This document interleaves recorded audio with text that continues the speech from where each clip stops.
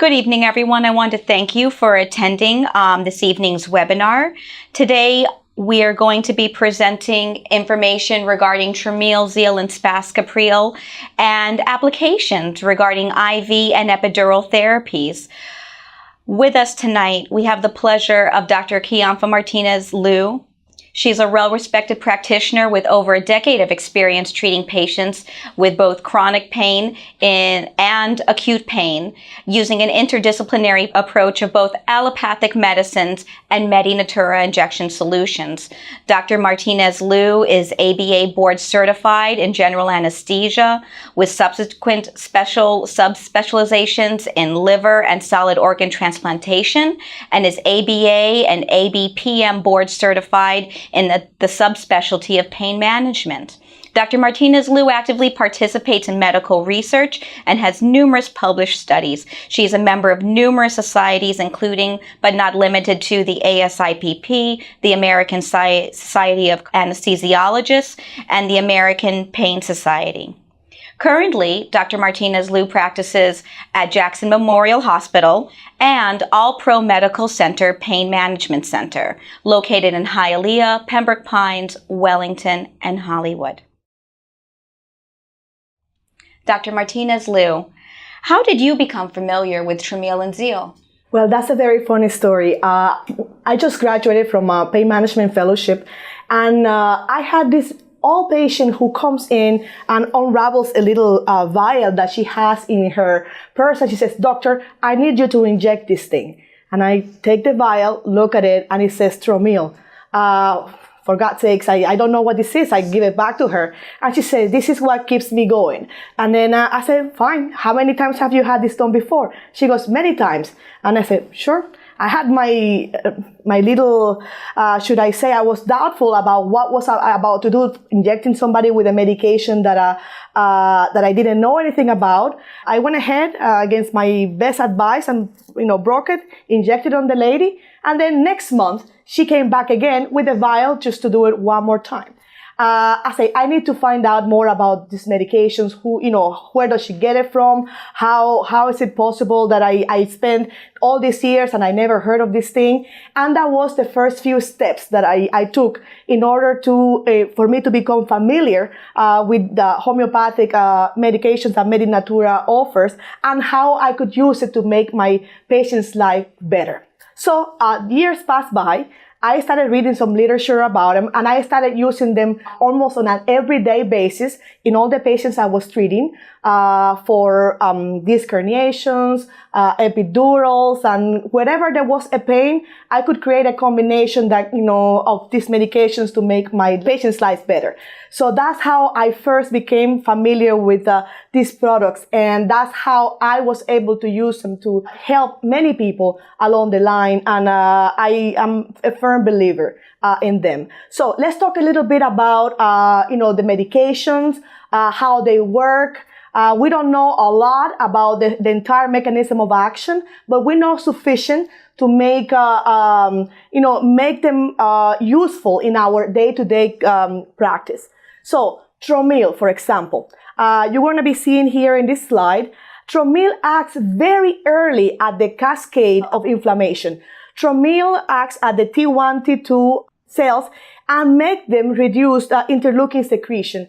And we all know interleukin secretion is one of those things that drives the immune system. If we don't have the right interleukins being secreted, then basically we don't move on to stimulate the B cells, which in turn will produce antibodies.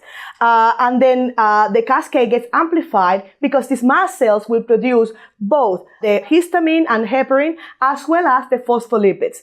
And those phospholipids will eventually go on the cascade to produce arachidonic acid and the thromboxane and prostaglandin/leukotriene pathway, which we are all very familiar with the NSAIDs. That's pretty much the arachidonic acid is where the NSAIDs work. So basically, Trameal will have its action much earlier in the cascade, which make it very useful because basically that inflammation that we have will never get to the point in which we will need an NSAID because it will happen much earlier. There was a study done in which they were able to expose Trameal to both resting cells and activated cells. It was found that 3 very important interleukin-8, interleukin-1 beta, and tumor necrosis factor. These 3 are pretty much the sine qua non of inflammation. For example, without interleukin-8, interleukin-8 is a chemokine. Without interleukin-8, there will be no calling of the inflammatory cells to the active tissue inflammation. Therefore, by decreasing interleukin-8 by 50% in both resting and activated cells, you will have less communication between the system and less able to bring both neutrophils and monocytes to the site of this chronic inflammation.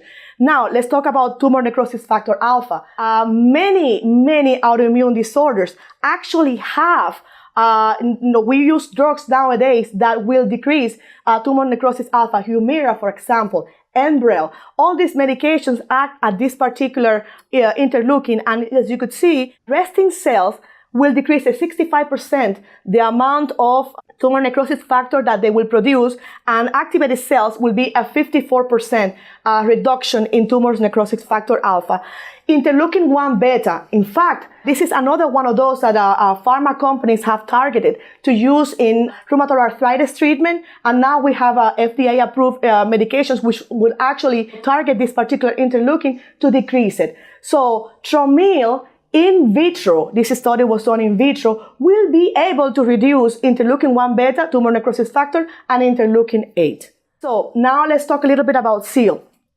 SEAL acts in the arachidonic acid level.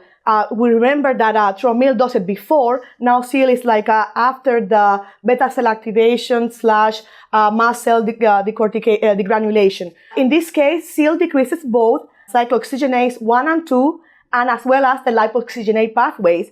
And they all together, they will produce downregulation of the inflammatory cascade. In the next slide, we can see that, we not only will be able to reduce inflammation, but also decrease the tissue destruction as well as tissue remodeling.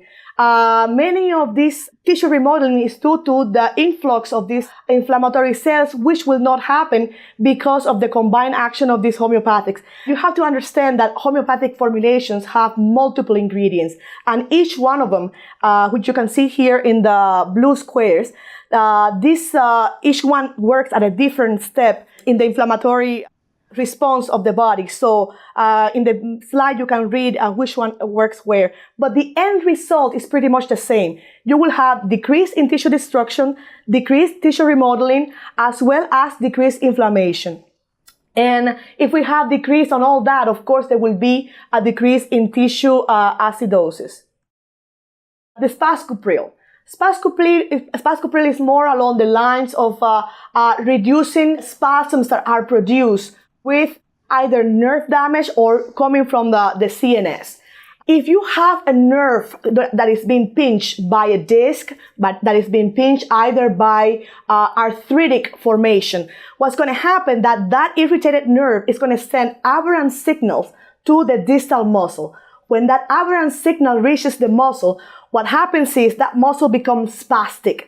And by becoming spastic, then the pain will ensue. And many of these patients, before you actually have a diagnosis of a disc herniation, you will have severe spasm both in the neck or in the low back. And when I feel some stereotypical muscle spasms, I know to send this patient already for an MRI, and I know exactly, given the distribution, what kind of disc herniation I'm going to find. So basically, Spascupril will act in the decreasing adrenergic and cholinergic outflow, and therefore producing muscle spasm reduction. So the indications, as we said, the Spascupril will be mainly for muscle spasms. The SEAL, I use it either combined or alone for anything that has to do with arthrosis, anything that has to do with autoimmune processes that will destroy cartilage, and the Tromil is the go-to man. Basically, anything that has to do with pain, anything that has to do with inflammation, Tromil you can use in any of those instances. So, and yes, you can combine the medications, and we will be talking about that a little bit later. Contraindications, Pretty much there is no non-contraindication for any of these medications except for hypersensitivity. And I don't think this is approved for during pregnancy. It's category C. And the amount of medication or the dose response curve has not been studied in children or the elderly. So, as I mentioned before, these medications can be used as cocktails. You can use them alone. I have mixed them together with lidocaine. I have mixed them together with Marcaine. I have mixed them together with all kinds of steroids, not necessarily Celestone. Like in here, I've mixed them with Depo, with dexamethasone, and the results are great either way. I want to talk a little bit about the IV administration protocol. I know in the primary care sector, as well as in also specialists, it doesn't matter who you are in medicine, you will eventually encounter fibromyalgia patients. So this is a very good medication to use in this population because, like we discussed with the mechanism of action, we don't know exactly what causes fibromyalgia. We know sort of how to diagnose it. We know that they lose some kind of an amount of neurons in the CNS. Nobody knows really why. This could be a generalized state of inflammation in the body. We don't know. So basically, the combination of Tromil with Seal administered with lidocaine, because the injection could be a little bit painful. Either in IV or intramuscular, it could be a little bit painful. Either way. So the lidocaine is there.